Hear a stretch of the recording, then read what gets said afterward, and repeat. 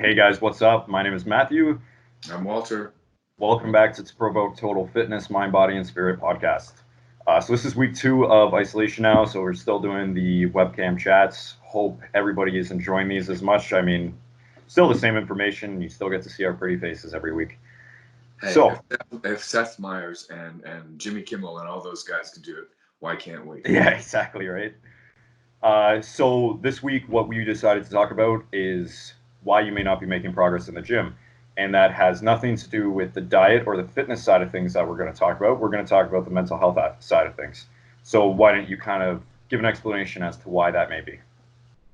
Well, I think a lot of times what happens is that you get set up and you start going to the gym with the best of intentions and thoughts of what you can accomplish. You either start looking at the people who are bigger than you and feeling like you're lesser than, or the people who are not as big as you and then you're bigger than them. And gradually you take away from yourself the drive to keep going. Generally speaking, for me, it's always been a matter of, well, I can't do that. That's Mm-hmm. not me. And then I sabotage myself. Right. Uh, when really all it is a matter of going, right? Yeah. Yeah. Exactly. The biggest thing that I found, um, because it doesn't set off from the diet or training for me. It sets off usually when I'd see somebody who was 10 times bigger than me, and I was like, how does he look like that and he's younger than me, or how does he look like that and he hasn't been lifting as much as me, or he just got into this and blah blah blah, all this stuff. And then in turn, this person that I've never met before, I value their opinion that they may not even have of me, because I'm like, he's huge, what does he think of me? So I put this own idea in my head where I'm like, okay, he must think that I'm small shit and like I'm not worth anything. Mm. Again, this is just my own thought process, and then I go home, and then from that, then it turns into, okay, I don't train as hard, I don't diet as well, that sort of stuff, right? So I think for me, when I was going through those times, it wasn't the diet or the training for the most part, it was the mental health that in turn led into the diet and the training. So it's how can we give ourselves value when we are constantly shown on social media, on news, on it, just in your gym, whatever it is, how can we give ourselves value when there's so much comparison that is going around? Exactly. And I mean, I find, particularly in the circumstances we're now in, I just scratched my face. Oh no. It can be difficult. I mean, I see friends of mine who have great setups in their garage Yeah. or have whatever kind of weights that they've got. And it makes my jugs of kitty litter suddenly look like, well, why am I bothering? I'm going to have another piece of cake, Yeah. you Yeah. know? And then I sabotage myself, A, in terms of not wanting to work out, and B, in terms of letting my diet start to fall apart because it's just easier that way. Yeah. Yeah. You know, Exactly. we're all in different circumstances. If you have a home gym that has a full setup, great, that's good for you. But why should that stop me from doing what I'm doing? And there are a lot of people who don't even have kitty litter. Yeah. So I mean, they're just doing body weight stuff, but they're doing it.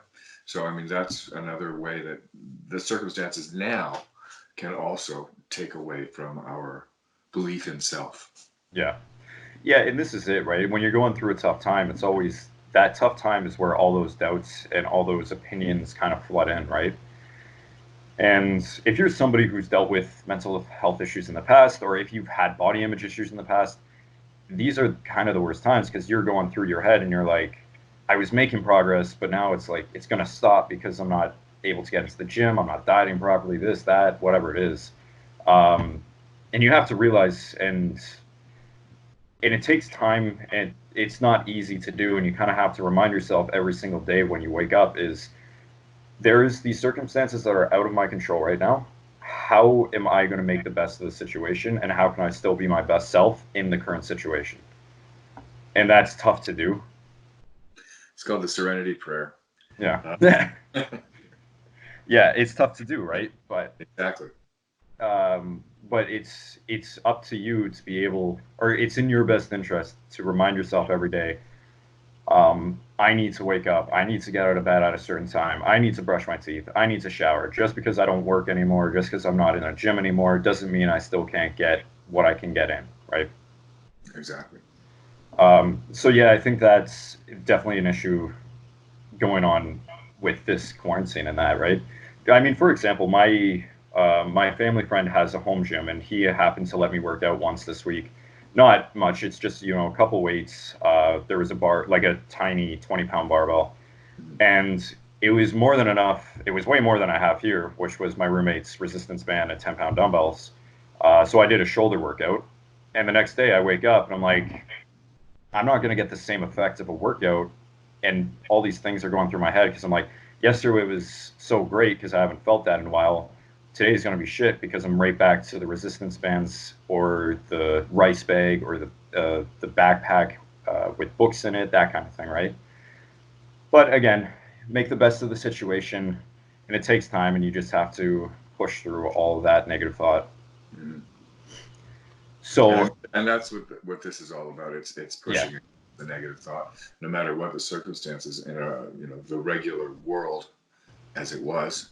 hmm I could still get as many negative thoughts in my head, oh as yeah, many reasons coming through as to why it was okay to miss this workout or not vacuum today. Little yeah, things like that are all part and parcel of I think living properly, living well. yeah, yeah, Properly is the wrong term. yeah. Because what's proper to you is not proper to somebody else, right? That's it. So that goes into the main point of this conversation is what are you worth? How do you define what you're worth? And what I when I first started lifting, my worth was defined by what people thought of me, and it still is to an extent because it's extremely hard. Maybe it's just extremely hard for me, but I've talked to many people on the subject, and it's extremely hard to get those thoughts out of your head where you know, your mom will say to you, "You're getting too small. You're getting too lean. You're getting too big. Blah blah blah, whatever." Right? And this is somebody you've grown up with, and if you're lucky enough to have a good mother, then those comments can really kind of get into your head, or your best friend, or your brother, or your sister, or whatever it is, right? So how do you ignore those comments and look inward and value yourself as worthy? Well, that's a huge question. I got to say that 99% of the time, the mother thing is out of love. Hmm. Um, have another piece of cake. See how much I love you. Um, Especially as the Italian background. yeah, but cake seems to be on my mind today. I don't know what's going on. And the wrong kind of cake. Anyway, you it's hard when you're in a situation where you're seeing comparisons on a regular basis. Mhm. And then when you turn around, you've got other people giving you their commentary. Now, whether their commentary is coming from they just they love you and they don't want you to turn into somebody else that they don't know or who maybe won't want to know them because they're not like you. Um, you're becoming a strange entity, and that can be scary to a lot of people. Right. Um, when I first quit drinking, there were a lot of people who didn't like the new me because they didn't understand the new me. They understood the drunk, but they Yeah. didn't understand the sober guy. And it wasn't a matter of love or not love or we don't care about your health. It was a matter of who are you. And those friends who were true friends stuck by me. Yeah. They learned to adapt. Some of them went away for a while and then came back. But we can't listen to their fears and Right. let that Yeah. control who we are or who we become. Mhm. Because essentially that's what it is. It's their fear of the unknown that is making them make those comments. So I think it's better if you can to say I care about you. I understand your thoughts, but this is who I am. And ultimately, I can only judge myself on the basis of what I do, not who I am, because I think who I am to me is what I do. I Right. can talk a good talk, but if I'm not walking it, then I'm Yeah. not really living it, right? 100%. I totally agree with that. If you're because it's not necessarily too because I've seen a lot of people that will say, cut out the toxic people out of your life. They're not necessarily toxic. They're just not understanding of what you're doing now. They're fearful of what you are doing or what you're going to become. Relationship wise, if you're dating somebody and you decide to start working out, they could get jealous and scared because you're spending more time at the gym, you're becoming more attractive, you're losing a bit of weight, and they're scared of what that could in turn mean for your relationship, right? You're no longer spending as much time on the couch watching Netflix, eating chips with your partner. You're in the gym 2 hours a day trying to better yourself, and you're trying to get them to come in with you, but it might not be their thing. And there's a lot of fear that comes along with that. But you have to remember, it's not necessarily toxicity. No, I mean it's a commentary on their own thoughts of their own self worth more than anything. I mean, Yeah, if if I don't want to go to the gym with this person, if I don't want to be that, what will they think of me? yeah, And if you truly love the person who's inside, it's not going to matter that much whether they go to the gym. yeah. It's everything else that you build within the relationship, any Yeah. relationship, not just just spousal or Friends, all that. Yeah, but even friends. Not all friends are.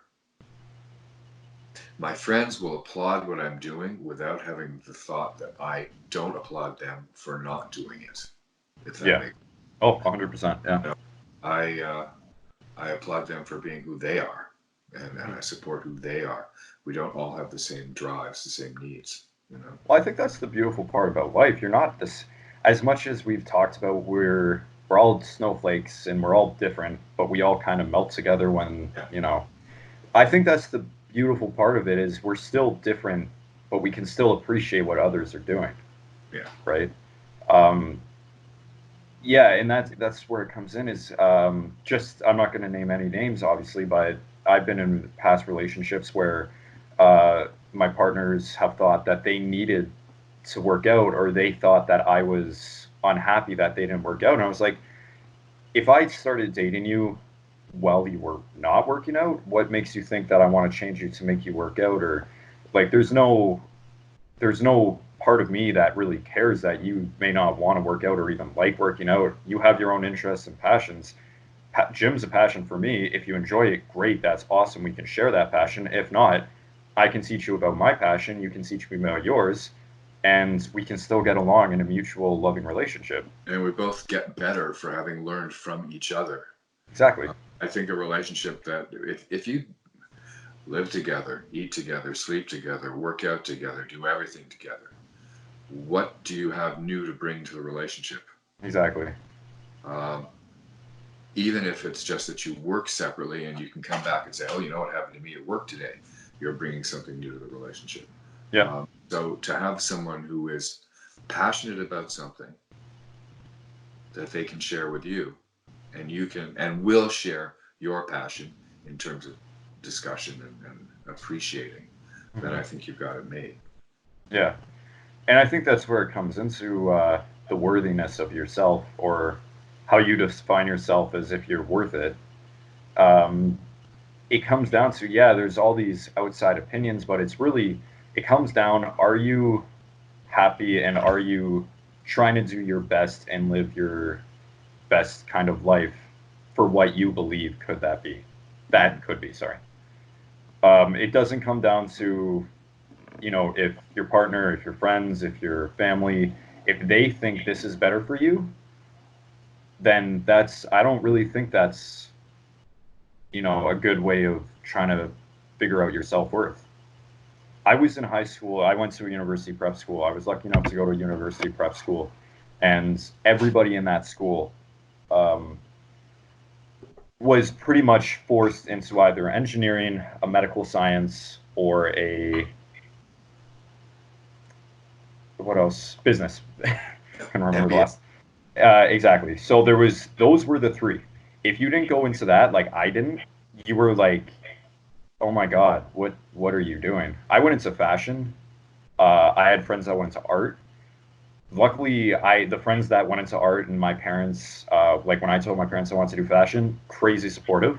But I knew kids that went into business because their parents wanted them to be into business, and they ended up hating it. They didn't do well. They dropped out. Their parents pretty much said, "Get the fuck out of my house," and now they're apprentices doing manual labor or electrical engineering or plumbing, whatever it is. They're making a ton of money. They're living really well, but they've been disowned by their family. Are they happy? Are they happier with themselves now than they were? From what they've told me, yes. Are they a little upset that people weren't able to support them through their decision? Obviously, right?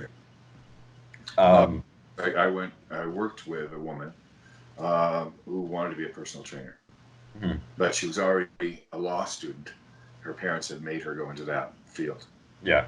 And she loved her parents and she wanted to be a good daughter and do what they wanted. But she was working full time as a trainer and going to law school. She was exhausted and miserable. What is the point? Yeah. Decide what you want to do and make the break and do that. But I mean, there again, it's hard to leave the emotional ties of family or that sort of thing. Sometimes you have to. Yeah, the other thing I've heard too, because it's cultural, right? Mm. A lot of my school was of different cultures, so there's obviously a huge culture difference in terms of you have to do what your parents say, you have to look after your parents, all that sort of stuff. Whereas with my parents, obviously they had wanted me to do what I wanted to do, whether that be originally astrophysics and business or whatever it was. Um, but if you say I was able to sit down with them and tell them like this is kind of what I want to do. A lot of my friends weren't at lucky because culturally, you could get shunned by your parents, by your cousins, by your brothers, your sisters, everybody in your family, and everybody that your family knows would shun you because you ended up doing fashion design instead of a business degree. Right? I dated somebody who her extended family ended up basically looking at her as the black sheep because she went into a arts background instead of the financial background. And it's not pleasant. And a lot of the self-worth, as much as you're trying to not put your self-worth in those people's hands, it's a very hard thing to do when these are the people you grew up with, right? So that goes into the next question of how do you value yourself and how do you get the negative thoughts out of your head and how do you kind of deal with those emotions of having to cut ties and having to sometimes let people out of your life? Oh, can we break it down into small chunks? I mean, I think self-worth is something that it is like fitness. It is a never-ending thing, you know? Or like working the 12 steps. You don't do them and then you're done. Yeah. You do them and you go back to 1 and you go back to 12 and you go back to 1 and you just keep working a program. And I think life is like that. You keep working on yourself. You will always have those little voices. And when you get rid of that little voice, the other one that's been hiding behind that one is going to pop up and say, but I'm here. We are uh, we are not dictated. Our future is not dictated by our past, but our Mhm. past doesn't disappear just because it's the past. And things that happened to us, voices that we heard, negativity that we heard from the past is going to be there until we deal with it individually. Whether that be with a psychiatrist or through some other program, what are you reading? What are you doing on a regular basis to help yourself? I think Right. all those things count, but it's a lifelong process for me. If, for me too, I mean, that's a great point. Um, I thought when I started seeing a therapist, I was going to be sweet. I'm healed. I'm cured. I know how to deal with all Yeah. this. I'm like, awesome. I did 6 months worth of therapy. I'm out of here, right? Mm. Unfortunately, not because I started thinking that way. And about 3 months after I did my last therapy session, when my therapist was like, "You're doing really well. Let's take a little bit of a break." I was like, "I don't need to keep doing these exercises. I don't need to keep reading up about all this stuff or even think of being positive or having gratitude to my situation. I was just like, fuck it. I'm just living my life the way I lived it before. Don't have to think about anything. And my happiness went from here straight back down again. Mm. And whatever the circumstances was at that time, don't really want to get into that. But the circumstance at that time would have been easier to deal with if I had actually been more positive and been more grateful, practicing every single day. Um, Obviously, even if you practice every single day, you're still going to have your down days. But the benefit of practicing every day is you're able to look at that terrible day, but you're able to sometimes pull the best out of that, if that makes sense, right? And I think it just comes down to people aren't willing to put in the work to give themselves the positivity and the gratuity and give themselves value. Here's the thing that just came to me. That's exactly like weightlifting. That is exactly like learning to play the piano. That is Yeah, exactly like everything else in life. Anything that has value must be practiced. yeah, You can't be a yoga master after your first class. Um, you're not going to step on the Olympia stage 2 weeks into your weight training. As much as everyone starting thinks that, yeah, and it's the same thing with mental health or with self-worth. You have to prove to yourself that you're worth it on a daily basis. And that, again, is what action you're taking throughout the day. You know, yeah, um, helping the little old lady across the street does a lot. yeah, yeah. Dropping some change into Although somebody's you pocket, can't right? you can't go too close to the little old lady to help her. Not anymore. Buy her groceries and leave them at her doorstep. That's it. Uh, and that doesn't necessarily just mean physically; it's mentally too, right? You have to take steps every day. Like, shit, man, I remember one of the hardest things for me going through my depressions was just getting out of bed in the morning. Like, I would set my alarm 2 hours earlier than I needed to, because I knew if I hit that first alarm, I was canceling my first client. Yeah.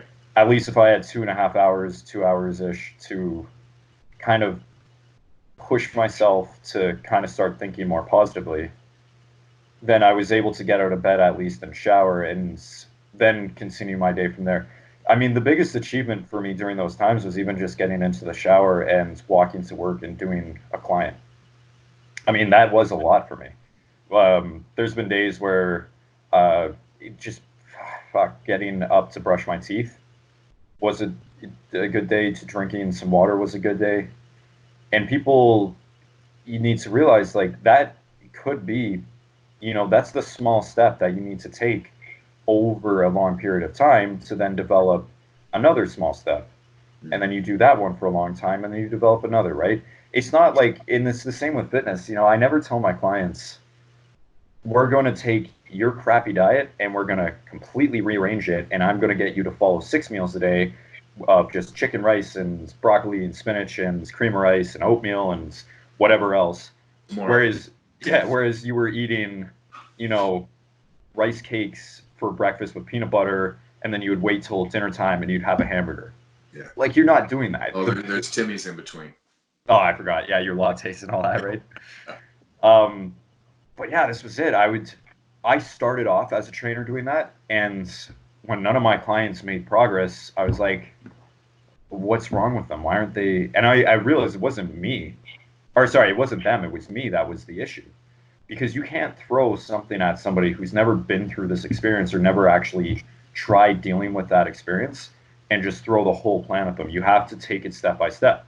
So the first step would be for 3 days, write down everything that you eat. Don't care what it is, anything that enters your mouth and digests in your stomach, you are writing that down and then you'll send that back to me.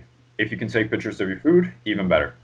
After that, the next week, it was I want you to keep eating and recording every single day now, but I also want you to have an extra 500 milliliters of water every day. And then from there, you just progress and progress. And then it starts into the diet where you start changing one meal or you start changing 2 meals. And then over time, they start making progress. Um, I find that works better because people were able to see smaller changes and start feeling better versus just throwing everything at once and their body just goes into shock and they go into shock because they're not used to something like that.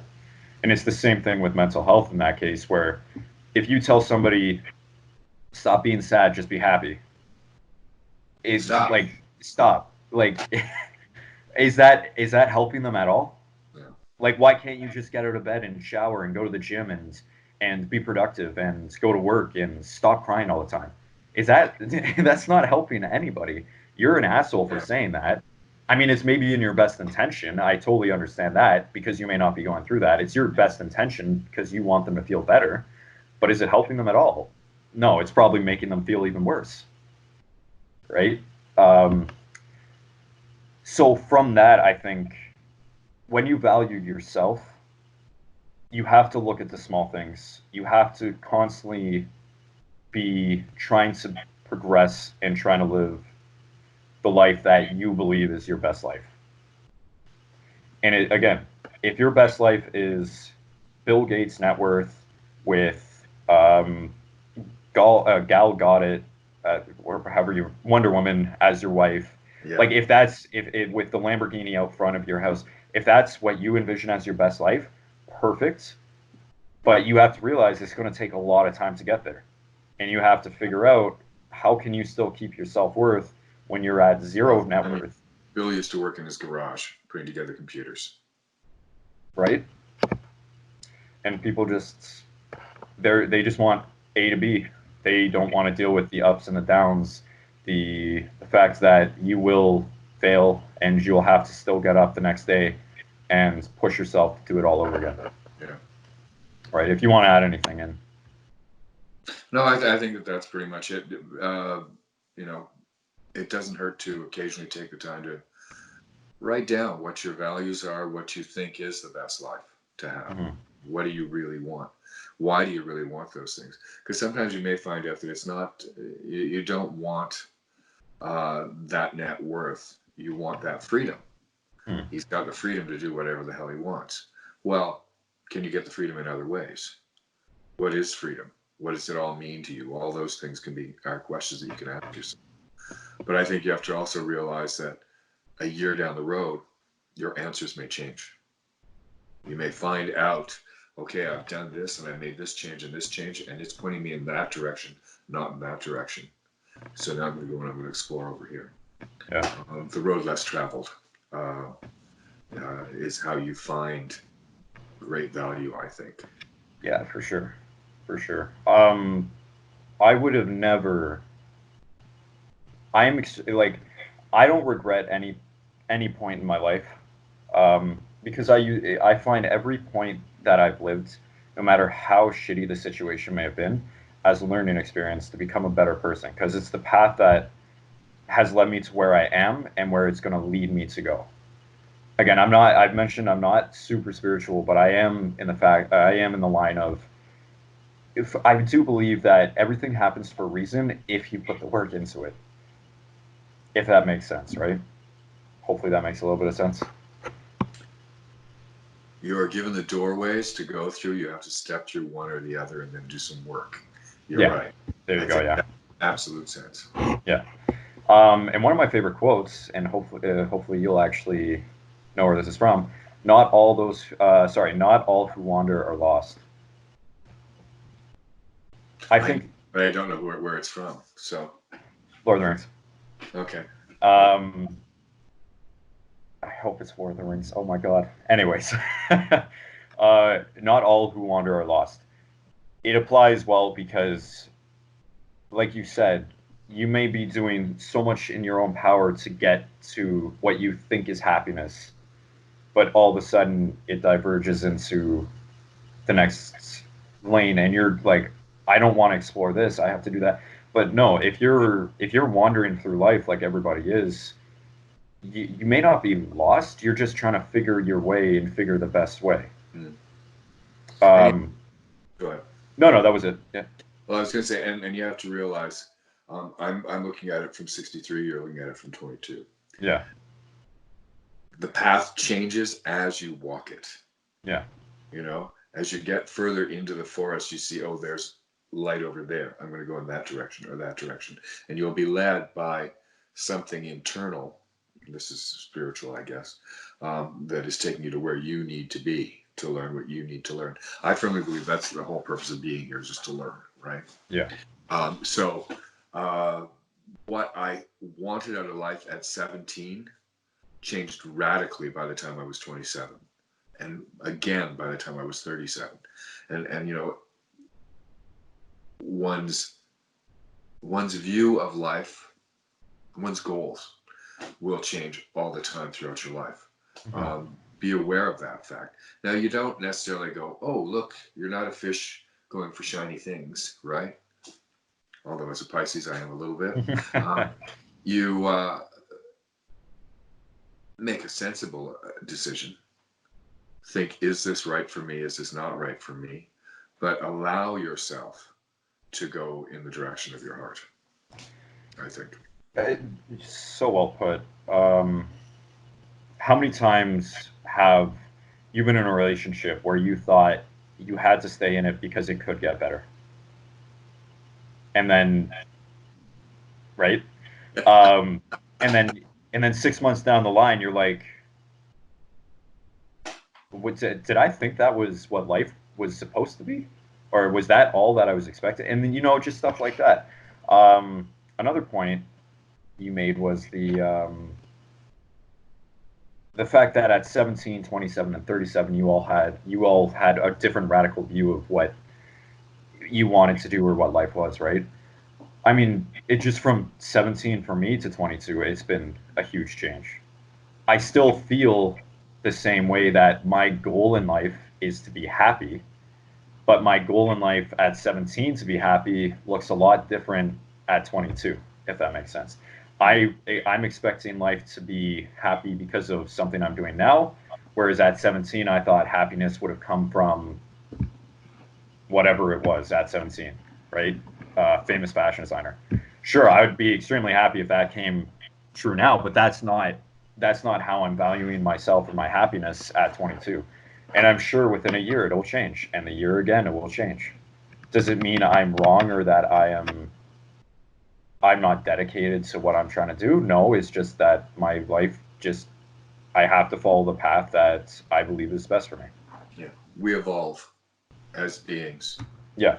I think, coming back to what's going on right now, this is going to cause a shift in a lot of people Mm-hmm. to change what their vision of what their life should be in many respects. I think that the little things are going to become more important. Um, and despite what certain politicians may say, the economic crisis is not as important as the people's lives. And joy, happiness is going to become much more important than what your house looks like. I hope, because there's been too much of that in my lifetime, and I don't want to blame it on us boomers entirely, but you know, the size of the house doesn't matter. Well, it's so funny you brought that up. I was walking with one of my dogs the other day, and about 30 minutes from my parents' house, like a 30-minute walk from my parents' house, is one of the most expensive streets in Ontario. It's funny how different the prices of the house go from where my parents live versus the 20 million plus houses of this road. And I'm walking with my dad and my dog, and as we're walking down there, we pass this one house that has been for sale for about a year now, worth $50 million. It's on sale for, and my dad and I look at each other, and I asked him, I was like, if you had $50 million right now, would you go live in that house? And being the type of person my dad is, he just made a fart noise with his mouth. But it's brought up a good point. I mean, if you had $50 million, is that house what you would really want to spend it on? Would you rather, like, in my opinion, if I had $50 million to spend, it definitely wouldn't be on a place to live. It would be, yes, I would need a place to live, but it wouldn't be a $50 million 15-room house with 20 bathrooms, a basketball court, a spa, all that sort of shit. It'd be something You do with just the spa and the gym right now. I could do with that for sure. Um, but I'd rather give back. I'd rather go out and travel. I'd rather live a good life with that money and give back in the best way that I could, whether that's giving out some money. $50 million is a lot of fucking money. The fact that, $1,000 could make a huge difference in a lot of people's lives right now. I mean, that shows like, you could change somebody's life just by walking up to the street and giving somebody a subway fare, right? And Yeah. you just have to put that in perspective. I would like to think as well that you have to look at that house and go, okay, when they bought it or when they built it, the people living there thought it was going to bring something magical to their lives. Mm-hmm. And maybe it was going to save their marriage, or maybe it was going to be a great place for their kids to live, or maybe whatever. And then life changes and they decide to sell it. Yeah. Right? What happened? What happened in their lives to make them want to sell it? And furthermore, how long has it been on the market? Over a year now, or something like that. I mean, value of life is not the value of your house. Again. Exactly. Yeah. And just before we finish up, that is the perfect point to put this quote in. Dalai Lama said, "The purpose of our lives is to be happy." Now, whatever that looks like to you is completely different than what it looks like to me. Some people, I think, fair enough. If you find happiness in buying a $50 million house, that is great. But I think at some point, the monetary value of something and the materialism of some certain things, owning certain things, is not going to give you what you are expecting happiness to be. No. I have to say I disagree with the Dalai Lama. Look at it. I think the purpose of life is not to be happy, because then you're always going to be aiming towards, well, when this happens, I'll be happy. When that happens, I'll be happy. When my shoulders are wide enough that I can't walk into a door without turning, then I'll be happy. Yeah, you set up to show your shoulders. There you go. So I think we're here to learn lessons and so to me, the purpose of life is to learn with serenity. Sometimes the lessons are going to be hard. Sometimes it's going to be really difficult. We're doing that right now. We're having a very difficult lesson as a society. We can get miserable and grumpy. We can rant against the universe. I know people who are angry with God right now because of what's going on. Mm-hmm. Or who are angry with the government because of what's going on. But in all honesty, I think all we can really do is try to learn whatever lessons this is supposed to teach us. Right. In some measure of serenity. Smile through it, but know that if we don't have pain, we don't grow as beings. If we don't hurt ourselves in the gym, our muscles don't get bigger. If we don't study, our brains don't function. Well, they still function the same, but you know what I mean. You don't learn by not studying. And studying is a pain in the ass. Yeah. But you've got to do those painful things to get further ahead, to grow and evolve. And I think that's why we're really here. Yeah, no, I agree. I mean, I do a little bit agree with what he's saying, but again, what you said, because then you're always striving for point A will make me happy, point B will make me happy. At the end of the day, sorry. When I get there, yeah, be happy. No, be happy right now. Exactly. That's the truth. And I've said that before. We've said it before on this podcast. You can want more, but you still have to. For the progress that you've made in life, there should be some happiness within that, right? Or there should be some value within that. I mean, according to The Secret, if you don't appreciate what you've got now, you won't get more, because you're always thinking that you're in a place of negativity. Yeah. Right? You have to be happy where you are in order to achieve greater happiness. Mm-hmm. And maybe that's where the Dalai Lama was right. Our purpose is to achieve greater happiness. Yeah. I mean, I've kind of felt this way since I was like 12 to 13, 14. If you just don't be a dick in life. There you go. I mean, that's pretty much what I wanted out of life. Was I want to be able to help people in whatever way I can. I may not even be able to help 1 million people, but if I can make 3 people's lives better with whatever way I can, if that means, talking them off a ledge once in a while, or being a good friend to somebody, or being a good partner to somebody. I think there's value in that. Um, as well as, even if I can't help anybody, if I can help myself and still feel like I'm doing the best I can, then I think there's value in that too.